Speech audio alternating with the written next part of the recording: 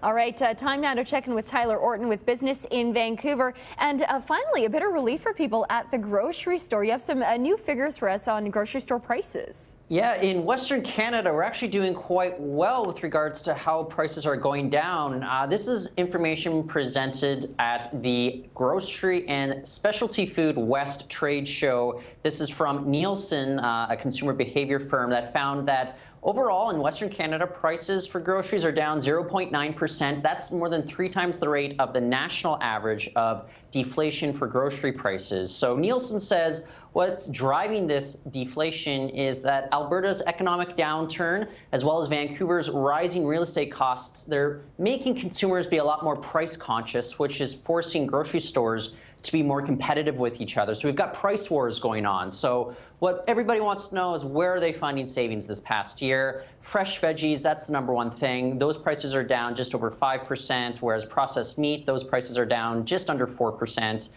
We had new data come out from Statistics Canada on Friday showing that those prices are actually going down even further in 2017. It looks as if these groceries are going to stay very competitive with each other for the foreseeable future. As long as us British Columbians, we're struggling to pay the bills, it actually might be a little bit better for consumers. All right, and we're coming off the heels of big news yesterday that the federal government is set to introduce legislation to legalize pot by next Canada Day, so 2018. How is the business community reacting to this news? Well, you know what?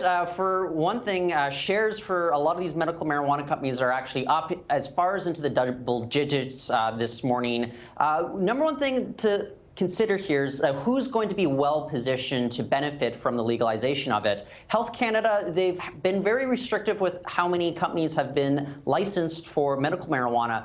But those companies that are, they have been making efforts to gear themselves up, make themselves ready to get into the recreational game. I was speaking to an executive from Aurora Cannabis.